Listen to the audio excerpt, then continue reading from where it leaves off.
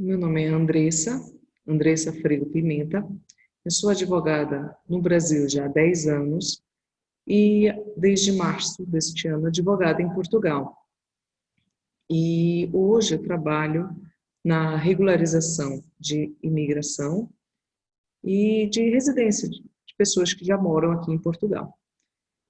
Bom, sou pós-graduada pela PUC São Paulo em Direito do Trabalho e Processo do Trabalho e hoje cursando mestrado em Ciências Políticas pela Universidade de Lisboa.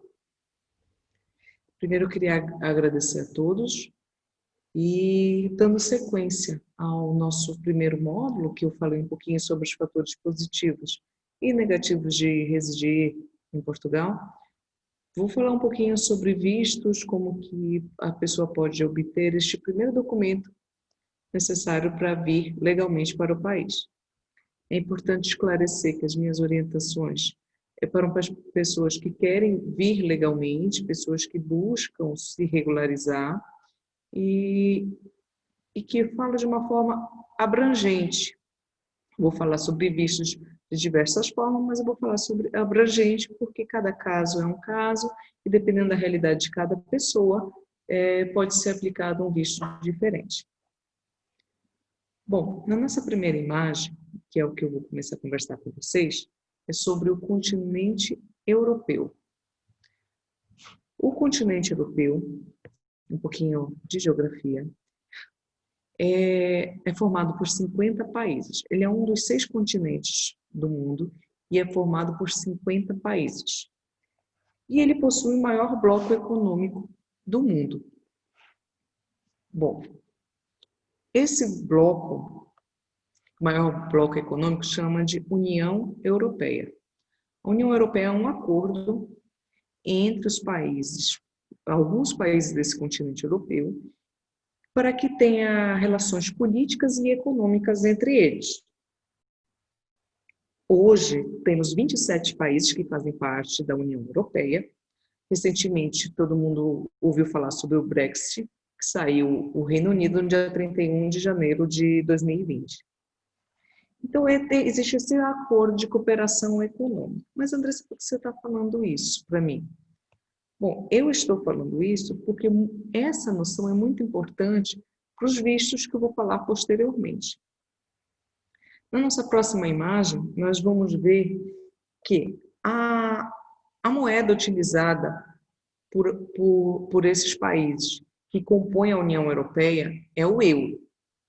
Essa é uma imagem do banco, né, Banco Europeu, ficado em Frankfurt, e este é o símbolo do euro. Então, existe a zona do euro, que 19 países dos 27 utilizam o euro como moeda. Os outros países, ou porque não conseguiram condições para atingir a moeda, ou como a Dinamarca, que optou não usar o euro, eles utilizam essa mesma moeda. E venham restringindo mais, né, tem o espaço Schengen. O espaço Schengen é um acordo político de abertura de fronteiras. A partir daí, uma pessoa que possui um visto nesse espaço Schengen, ele pode viajar para outros países sem visto, porque houve esse acordo. Então, existe a União Europeia e existe o espaço Schengen. Na próxima imagem, nós vamos dar uma olhadinha sobre a moeda em si, né? Como que são as notas, as moedas. Então, o euro ele é utilizado os países no espaço Schengen e na União Europeia. Então, o espaço Schengen é um acordo de política de abertura de fronteiras e livre circulação, seja para turismo, seja para trabalho. E nós temos que saber a diferença entre o acordo de União Europeia e acordo de espaço Schengen. Existem países que compõem a União Europeia e que não compõem o espaço Schengen, e países que compõem o espaço Schengen e não compõem a União Europeia. Então, quem tem um visto, por exemplo, para entrar no espaço Schengen, que são dos 22 países que compõem a União Europeia, depois eu posso até delimitar os países para vocês, pode transitar livremente por causa deste acordo Schengen. Bom, Mas antes de eu falar dos vistos, eu vou primeiro falar dos cidadãos que possuem uma dupla cidadania. Os brasileiros que possuem dupla cidadania europeia, que fazem parte dos países da União Europeia, eles não precisam de vistos para morar, seja em Portugal, seja os países que compõem a União Europeia. Por quê? Porque a União Europeia possui esse acordo e, uma vez declarado nacional, quando eu digo declarado nacional, que a pessoa já entrou com o processo de reconhecimento, já possui um documento, ele usufrui dos mesmos direitos das pessoas que moram na União Europeia, mesmo que ele tenha nascido no Brasil, mas ele tem esse direito. Então, o que acontece? A pessoa que tem essa dupla cidadania, e repito, quando ela já está reconhecida por documento, ela chega na União Europeia, seja em Portugal ou em outro país, e faz o seu certificado de regularidade de residência. Na próxima imagem, nós vamos ver como que é o certificado. Esse certificado é um documento que você chega na Câmara Municipal, isso eu estou falando do procedimento aqui em Portugal, tá? Você chega na Câmara Municipal, munido do seu documento de identidade ou do seu passaporte português, né?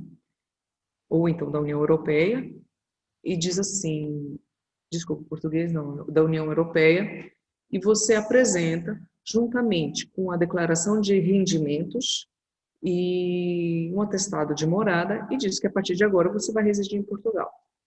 Custa 15 euros e você já sai da Câmara Municipal com autorização de residência.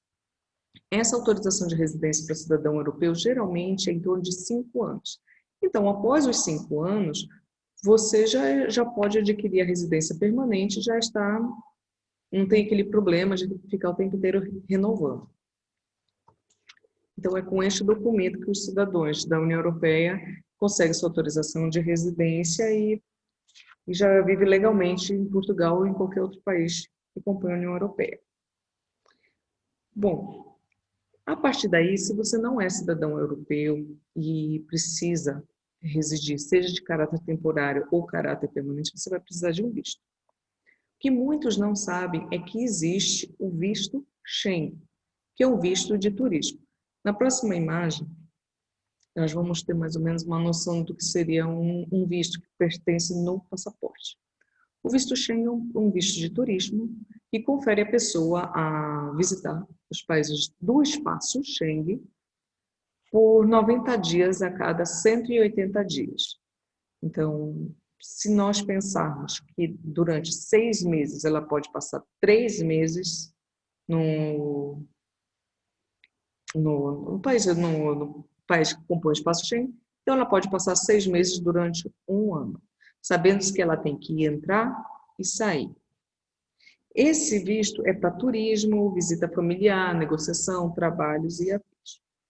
Ah, mas Andressa, eu já fui para Portugal e não precisei de visto, de fato, porque o Brasil possui um acordo com Portugal, com a União Europeia, na verdade, propriamente dita, que confere a isenção de visto Schengen para os brasileiros. Então, existe o visto de turismo, mas que como o Brasil ele tem esse acordo com a União Europeia, os brasileiros não precisam deste visto para visitar ou passar 3 meses na União Europeia. Mas o que acontece? Bom, acontece é que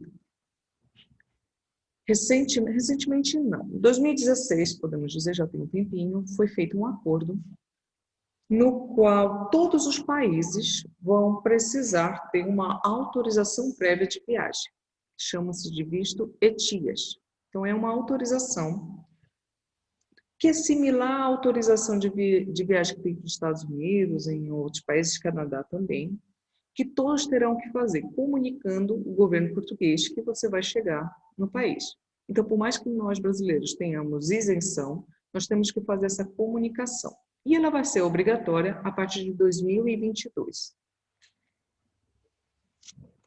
E como que vai ser esse pedido de autorização? Esse pedido de autorização vai ser feito de forma online, no qual a pessoa vai entrar no site, vai informar o seu passaporte, vai informar um cartão de crédito, porque ele vai ser pago. No momento, não tem valores ainda especificados.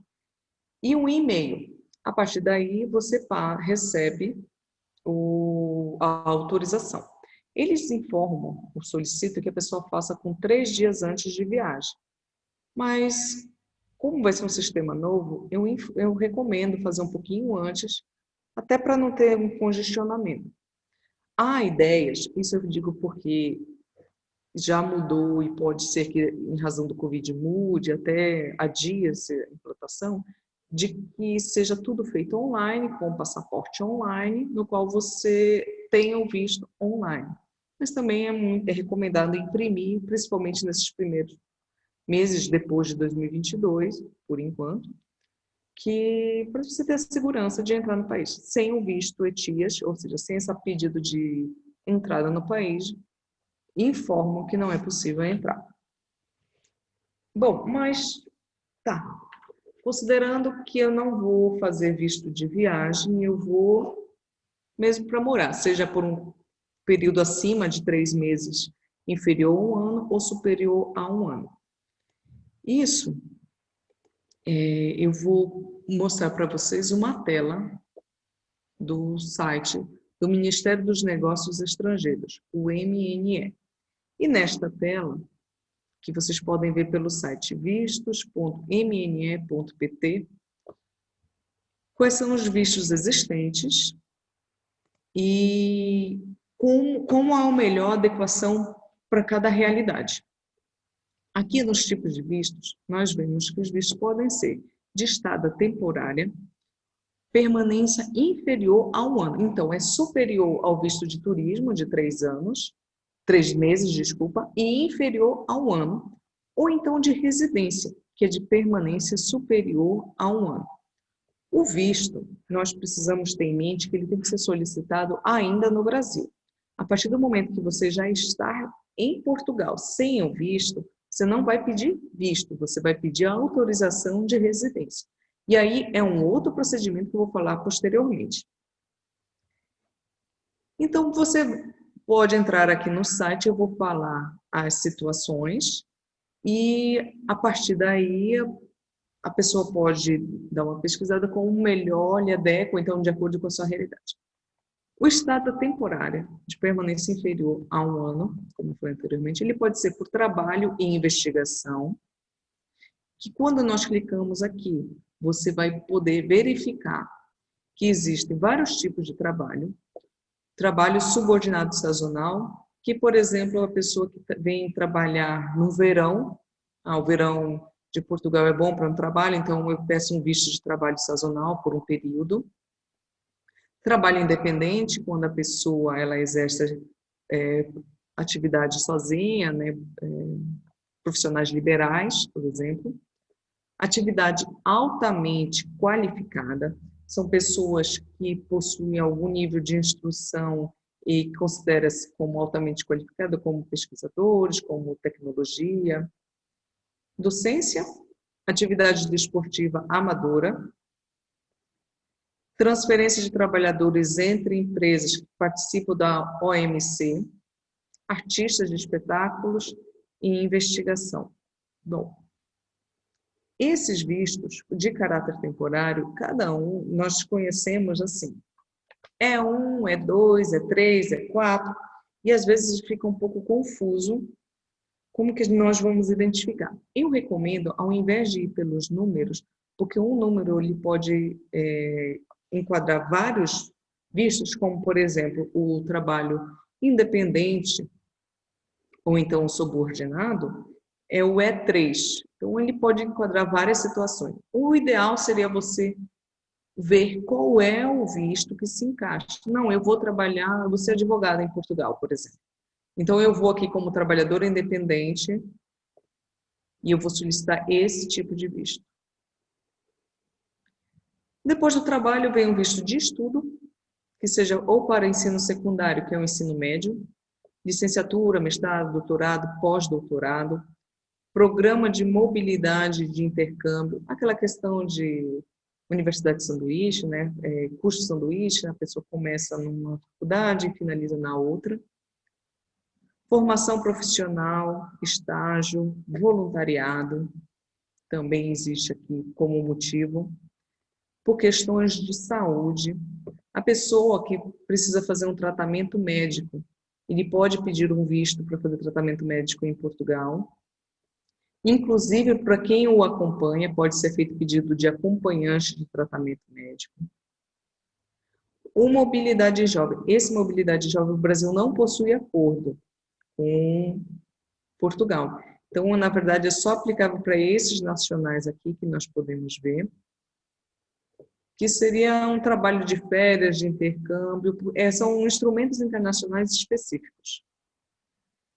Rendimentos próprios, que podem ser pessoas aposentadas ou que ela possui qualquer outro tipo de rendimento, não necessariamente a aposentadoria, e por motivos religiosos. Geralmente, de estada temporária, se você for por número, você vai verificar a letra E na frente, e depois cada um vai colocar 1, 2, 3, 4, dependendo do... Mas eu recomendo entrar neste site e verificar a situação pontual. E o de residência permanente superior a 1 ano, que também pode ser por trabalho, da mesma forma, subordinado, independente, empreendedores, nessa questão do empreendedorismo também entra startup aqui, atividade altamente qualificada, desportiva, estudo, investigação, formação profissional, e aqui que é o diferencial, o reagrupamento familiar. Então, se a pessoa ela possui uma dupla cidadania e é casada com um brasileiro que não possui, ou ela conseguiu um visto de trabalho e o seu cônjuge não conseguiu e pretende fazer o reagrupamento familiar, é possível pedir um visto para fazer esse reagrupamento e, a partir daí, a pessoa também chegar legalizada em Portugal para residir. E quem é que pode fazer o reagrupamento familiar? É o cônjuge, ou então aquelas pessoas que possuem união estável ou união de fato. Isso, a união de fato tem que ser devidamente comprovada por históricos familiares, contas em conjunto, fotografias, filhos em comum.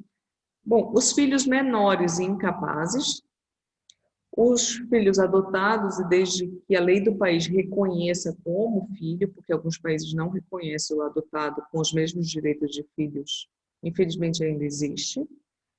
Os filhos maiores, solteiros, e isso geralmente tem que estar, geralmente não, tem que estar estudando, né, e tem a cargo de pai e mãe, ou então de pessoa que vai reagrupar, responsável direto por ela, né. E ascendência, que só pode ser do primeiro grau, ou seja, pai e mãe, sendo que eles precisam estar a cargo, ou seja, a pessoa que reagrupar, ele seja responsável financeiro pelo pai e pela mãe. Os irmãos menores também podem entrar, e desde que seja a cargo do titular, né? Para poder receber o visto de reagrupamento. Aqui, como eu falei, você pode ver os vistos. Mas e os documentos, Andressa? Quais são os documentos? Cada tipo de visto tem um tipo de documento específico. Ia ficar muito moroso e cansativo eu dizer documento de cada um. Por isso estou mostrando essa ferramenta que você pode vir aqui, ver os vistos nacionais que melhor adequa. E bem aqui você vai ver documentos instrutórios. Os documentos instrutórios são as documentações de caráter geral. E depois tem as específicas de cada objeto. Você pode ver aqui, documentação específica relativa ao objeto. Se for trabalhar por conta de outra pessoa, se for reagrupamento familiar. Então, por aqui você pode ter uma noção de onde que pode solicitar e quais são os documentos. E o prazo? Bom, os prazos, o de estada temporária, o prazo para liberação, para análise e emissão da resposta do visto seria, por lei, de 30 dias. E na de permanente seria de 60 dias. Em razão ao Covid-19, esses processos já estavam um pouco moroso, mas atrapalhou um pouquinho mais. E a partir de agosto, agora é que os consulados começaram a trabalhar na emissão de vistos. Então, vamos colocar um período maior de 90, 120 dias para a emissão da resposta do visto, infelizmente. Mas, Andressa, às vezes eu estou pesquisando e eu vi que você falou em prazos inferior a um ano e superior a um ano, e eu já vi que tem mais tempo. O que acontece? Às vezes você vê assim, você pode morar em Portugal até 4 meses. Ou então você conseguiu visto de 12 meses, né, e você pode morar 13. Por quê? Porque quando acaba o prazo do seu visto, você tem 30 dias para se regularizar. Então, durante esses 30 dias após acabar o visto, que daria 4 meses, ou então 13 meses, você pode se regularizar e sem ter problemas. Mas eu não recomendo a pessoa esperar. Se ela sabe que vai ficar no país por mais tempo, eu não recomendo ela esperar. E, por exemplo, já tem um atraso na prestação de serviço e você esperar mais, então, mais tempo você vai ficar irregular. Então, não é recomendado ficar irregular no país. E aonde que eu devo solicitar o visto? Até 2019, o visto era solicitado diretamente para o consulado de Portugal, espalhados em várias cidades do país, do Brasil, por exemplo, Rio de Janeiro, São Paulo, Brasília, Minas Gerais, eu acredito que tinha mais um. Acontece que, em razão à grande demanda, Portugal decidiu terceirizar a recepção dos documentos, do pagamento da taxa consular, e ele vai, na verdade, fica só para análise da emissão ou não do visto. Então, no Brasil, a responsável por essa recepção de pedidos de visto é a VFS Global, que o site, vocês podem verificar aqui, vfsglobal.com, entrar no site e a partir daqui você pode solicitar um agendamento, inscrição biométrica, você acompanha o seu pedido, você junta as documentações necessárias, eles entram em contato com você caso precise de alguma documentação. Então, tudo é feito por aqui. Ele acaba sendo um centro administrativo de recepção e cobrança. Então, você envia os documentos, eles emitem a taxa de pagamento e vocês fazem de acordo com as informações, que pode ser feita pelo cartão de crédito ou então por boleto bancário. E quanto custa o pedido de visto? O pedido de visto pela VFS, ele é dividido em 3 valores que o compõem. Um valor é a taxa consular, que custa 75 para os vistos temporários, ou seja, inferiores a um ano, e 90 euros, isso eu estou falando em euros, tá? 75 euros para o visto temporário e 90 euros para o visto de permanência. Além desse valor de 75, existe a taxa de processamento, que é de R$ 152,80. E um valor de transferência de R$ 13,20. E a cotação, Andressa, como que fica? Porque você me falou em valores em euros. Esses valores que eu falei são valores previstos na portaria e que eles não podem mudar. Mas a cotação, ela muda mensalmente de acordo com as informações do Banco Central. Então, a cotação de setembro não vai ser a mesma cotação do mês de outubro. Tem que ver qual é a cotação que o Banco Central informou e a partir daí que vai seguir. Até julho de 2020, conforme informações da VFS Global, o valor em média de custos em reais seria R$ 638 para visto temporário e R$ 733 para visto permanente. E como eu disse para vocês, este recolhimento ele pode ser feito ou por cartão de crédito ou por depósito. Só que, muita atenção, é depósito na boca do caixa do Santander, que é onde eles possuem conta. Eles não aceitam transferência. E esse pagamento tem que ser feito no dia do agendamento que você vai ter até eles para fazer a entrevista para análise do seu visto, certo? E quem é que é isento? Todo mundo paga? Não. Existe isenção.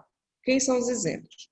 Os descendentes dos que possuem título de residência, ou seja, o pai que possui o título de trabalho, de residência, ele quer reagrupar os filhos menores. Ele vai e pede o reagrupamento familiar. Os seus descendentes são isentos da taxa consular, não é do processamento da VFS. Então, da taxa consular é isento, porque é uma determinação da portaria do CEP. Quem possui bolsa de estudos, atividade altamente qualificada, lembra aquele visto de atividade altamente qualificada, aquele visto de trabalho que eu comentei ainda agora? Então, eles também possuem isenção da taxa consular.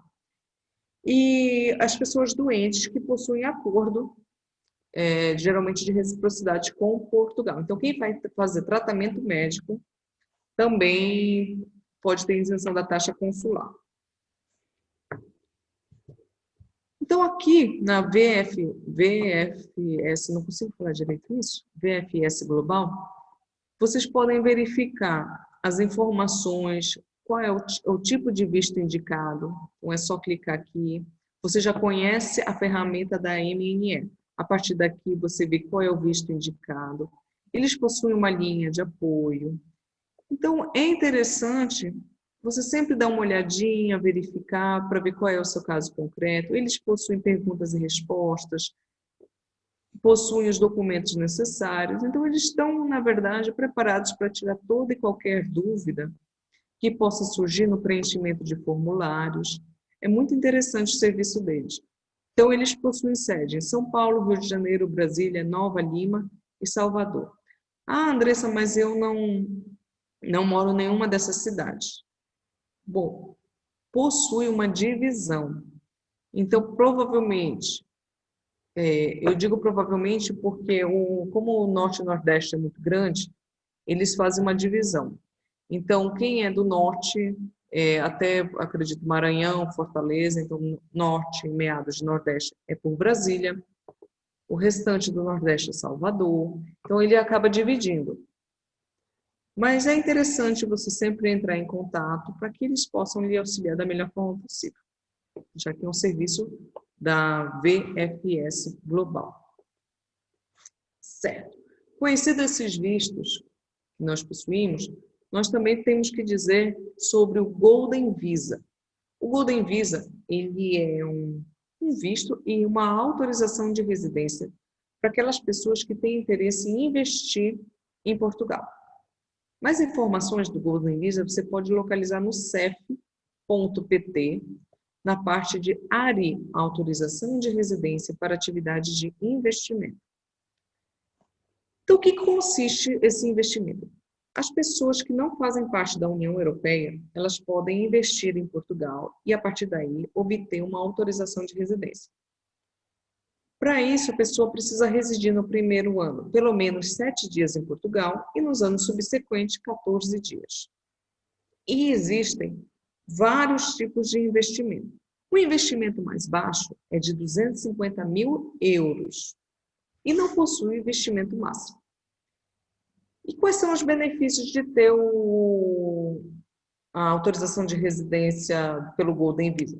Bom, geralmente os mesmos direitos que a pessoa tem quando vem com outro visto. Reagrupamento familiar, a livre circulação pelo espaço Schengen, residir em Portugal. Ele não possui de um visto de residência específico, então ele acaba tendo...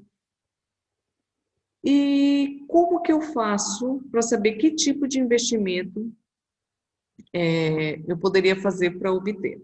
Bom, pode ser por transferência de capitais acima de 1 milhão, igual ou superior a 1 milhão de euros. A criação de 10 postos, ou seja, abrir uma empresa e criar 10 postos de trabalho. Adquirir um bem imóvel de 500 mil euros. Ou então adquirir um bem imóvel já igual ou superior a 30 anos de construção e fazer uma reforma de 350 mil euros. Por aqui existem várias situações. O de 250 mil, como eu falei, é o menor investimento, é quando você investe em instituições públicas ou privadas na questão patrimonial e cultural de Portugal. Ou você auxilia uma instituição que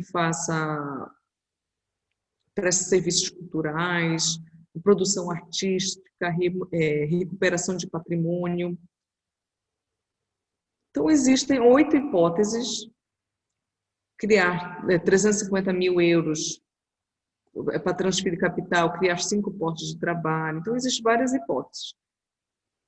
A pessoa que fizer o ARI, ela tem que entrar diretamente com o CEF, que é esse Serviço de Estrangeiros e Fronteiras, para fazer sua solicitação.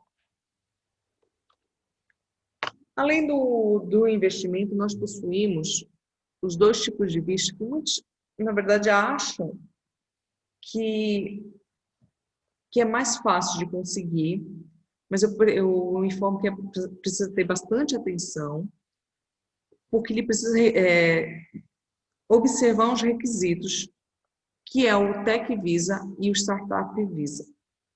Não é o fato, o Tech Visa, muitos dizem assim, eu tenho conhecimento de informática, sou formador de TI, eu consigo o Tech Visa, vou morar em Portugal. Não é assim. O Tech Visa, ele é um visto, juntamente do IAPMEI, com o CEF e outros órgãos, eles fazem um procedimento para a pessoa conseguir este visto de moradia, que na verdade trata-se de atividade altamente qualificada. Aqui nesse site iapmei.pt, a pessoa ela consegue verificar como ela pode solicitar o Tech Visa. Mas é importante esclarecer que precisa ter candidatura.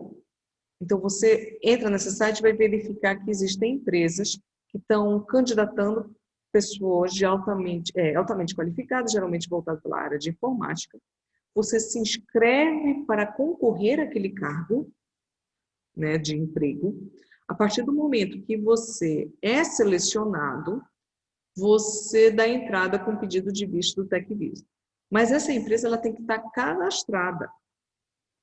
Então, às vezes, tem que ter muito cuidado, porque algumas empresas ofertam trabalho, elas não estão cadastradas, a pessoa chega aqui em Portugal, ela está ilegal, ela não está achando que ela está com visto de trabalho pelo Tech Visa, não, porque a empresa sequer é cadastrada no IAPMEI.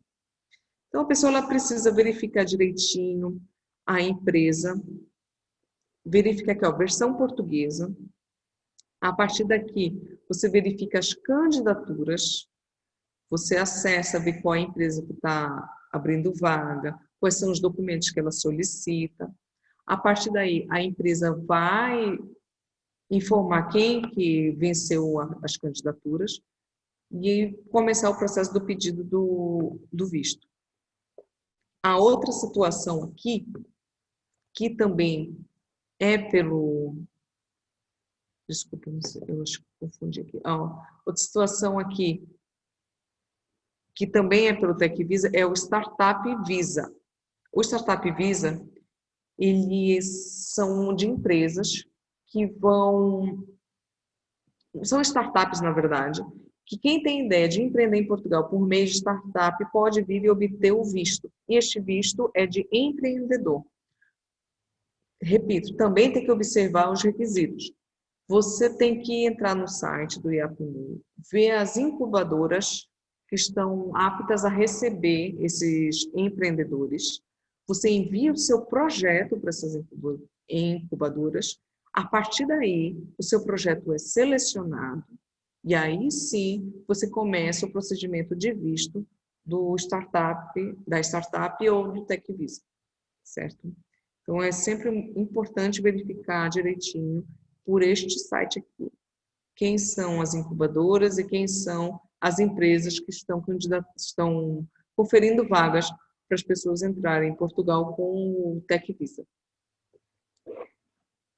Bom, passado isso, nós também temos a residência por meio do cartão azul. O cartão azul, ele é conferido para pessoas que possuem, ele deveria estar aqui, desculpa, possui atividades altamente qualificadas e que não fazem parte da União Europeia e demonstra essa qualificação quando chega em Portugal e solicita o cartão azul. Então, ele trabalharia, ele consegue um emprego no qual esse empregador demonstra que a atividade dele é altamente qualificada e aí ele solicita a autorização de residência pelo cartão azul perante o CEF. Deixa eu ver o que é esse aqui. Não. Então, é possível a pessoa solicitar, tem que apresentar um trabalho compatível com a qualificação, como, por exemplo, um pesquisador, uma pessoa que tem um conhecimento de uma área física, química, ela é pesquisadora, ela possui um trabalho em um laboratório, ou então num centro de pesquisas, ele tem que comprovar isso. A renda anual tem que ser de 1,5 do salário anual bruto. Então, por mês, ele tem que ganhar pelo menos um salário e meio acima do salário mínimo. E, geralmente, tem um prazo de 60 dias para liberar essa autorização de residência. E aí eu já tenho os meus vistos e eu chego em Portugal. Quando eu chegar em Portugal, só o visto não é suficiente para eu residir. Eu preciso regularizar e pedir a minha autorização de residência. O visto ele é para entrar. Depois que eu entro, eu vou pedir a autorização de residência. A autorização de residência, ela é feita pelo CEF, que é o Serviço de Estrangeiros e Fronteiras. Serviço de Estrangeiros e Fronteiras. No CEF, você vai entrar pelo site, principalmente agora, pelo Covid-19, vai ser feito um agendamento online, no qual a pessoa, quando entra, aqui sobre o CEF, ele pode fazer o pedido de agendamento e renovação de residência. Muito se faz por telefone, porque as pessoas, quando chegam, não possuem cartão cidadão, então não precisa por telefone. Ele vai ligar para o CEF, juntamente com todos os documentos, um deles é o visto. Então, juntamente com todos os documentos que for necessário, dependendo do visto que você possui, levar até o CEF no dia agendado e, a partir daí, você recebe essa autorização de residência. Dependendo do visto que você possui, essa autorização de residência ela pode ser anual, ela pode ser de 2 em 2 anos, e você precisa, quando vencer, de novo, requerer um agendamento e retornar com os documentos ao CEF para pedir a sua prorrogação de residência, a sua renovação de residência. Uma dica muito interessante que eu dou para aqueles que chegam em Portugal é ou contrata um profissional habilitado para lhe auxiliar, porque são muitos documentos e você acaba podendo esquecer de algum, precisar de alguma informação adicional, ou então entra no CLAIM, entra em contato com o CLAIM, que é este Centro Local de Apoio Integrado de Imigrantes. O site é este aqui, www.acm.gov.pt, e eles vão lhe auxiliar. É muito interessante o trabalho do CLAIM, porque ele não faz só com relação à residência em si. Às vezes até um pedido de nacionalidade e até mesmo um apoio psicológico, um apoio, às vezes até financeiro, para que você possa se organizar. Então, eu sempre recomendo, quem puder, quem não puder contratar um profissional que lhe preste um serviço mais específico, entre em contato com o CLAIM, que o CLAIM também pode prestar este auxílio. Só que nem todo mundo chega a Portugal regular. As pessoas chegam, às vezes, em Portugal de uma forma irregular. Eu vou cancelar aqui o compartilhamento, só um minutinho.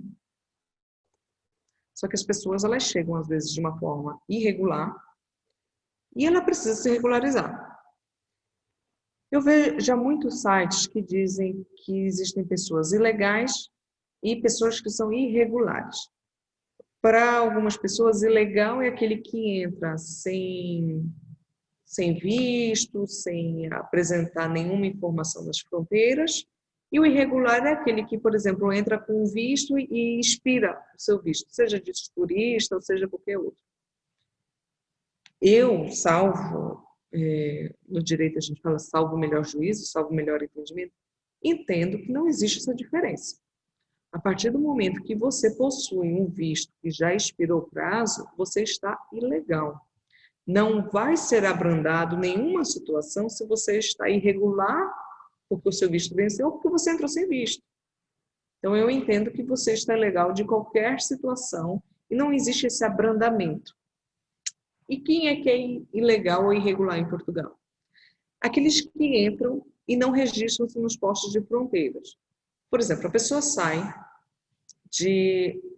do Brasil, entra pela Espanha, como não há um controle de fronteiras via terrestre, sai da Espanha para Portugal. Chegando em Portugal, ela não comunica ao CEF, porque quem faz isso tem que comunicar sua estadia ao CEF, não comunica que ele está em Portugal.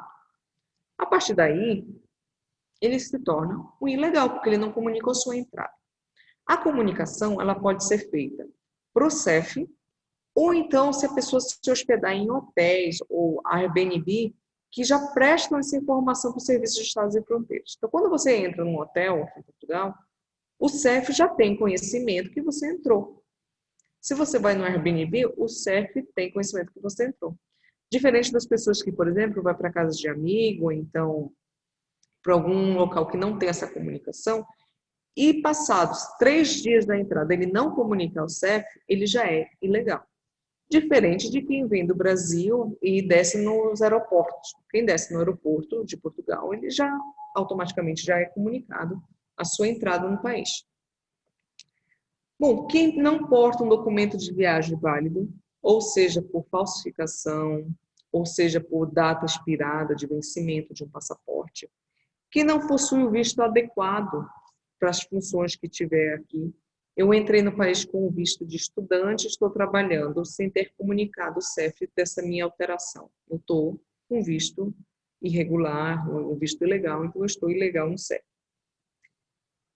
E o que acontece se eu estou irregular? Bom, geralmente você recebe uma cartinha e na cartinha, a primeira cartinha que você recebe diz assim: em 30 dias você precisa se regularizar perante o Serviço de Estrangeiros e Fronteiras, ou você pede uma autorização de residência, ou então você volta para o seu país. Se você não responde essa comunicação, você vai receber uma segunda comunicação. A partir daí, você já pode correr o risco de deportação, já que você está ilegal no país. Se você pretende regularizar ou se você vai sair do país, quem está irregular vai ter que pagar uma multa. Aqui chamamos de coima. A coima é uma multa e ela tem uma gradação. De 80 a 160 euros se você fica 30 dias irregular, 160 a 320 de 30 a 90 dias, 320 a 500 você fica de 90 a 180 e acima de 180 dias de 500 a 700 euros. E essa coima é paga quando ou você se regulariza lá no CEF, ou então quando você deixa o país. Então, já é uma situação que você já está ilegal, corre o risco de ser deportado e ainda tem que pagar uma multa. Tá, mas eu estou irregular, eu preciso me regularizar, como que eu vou fazer? A primeira situação que você vai fazer é, se você não declarou a sua entrada, tem que declarar a sua entrada. Eu vou lá no CEF, ó, estou dentro. Se você já declarou, ok, você já passou essa fase. A partir daí, você vai fazer um NIF. Tem que ter um NIF, que é o CPF, propriamente dito. Você vai no posto das finanças daqui e pede o NIF. O NIF, vou relembrar, precisa de um passaporte válido, um comprovante de residência do Brasil com CEP e um representante fiscal residente em Portugal. Tira o NIF, você vai ter que procurar um emprego, ou por contrato de trabalho fixo, ou então por o trabalhador independente, que você vai emitir os recibos verdes, mas assim, você precisa ter um emprego, você precisa ter um comprovativo de meio de subsistência. Aí, Andressa, eu não tenho emprego. Tá, mas você tem um rendimento no Brasil que você consiga puxar para Portugal e comprovar que você tem meio de subsistência para morar em Portugal? Consigo. Ok. Então, esse meio de subsistência ele vai servir para instruir seu processo de regularização. O emprego, na verdade, é para demonstrar que você tem condições financeiras de ficar em Portugal. Se você conseguir um emprego, você tem que ir na segurança social e abrir a atividade. Essa atividade, no primeiro ano você é isento, mas depois você vai contribuir como se fosse o INSS. Então, você vai fazer aquelas contribuições para a segurança social. Munidos desses documentos, vocês vão entrar no site do CEF, aquele site que eu mostrei para vocês anteriormente, e ali você vai colocar a sua manifestação de interesse. A manifestação de interesse, você vai instruir todos esses documentos que eu falei, NIF, passaporte válido, geralmente eles pedem o carimbo de entrada regular de Portugal. Se você não entrou por fronteiras de Portugal, você vai ter que fazer a declaração de entrada, segurança social, meio de subsistência e remete. Quando chegar no CEF, eles vão analisar a documentação. Ok, vamos marcar vamos agendar. Eles vão agendar para que você, em outro momento, volte ao CEF, munido dos documentos, para aí sim autorizar a sua residência. Que, como eu disse, 1 ano, 2 anos, dependendo de cada caso.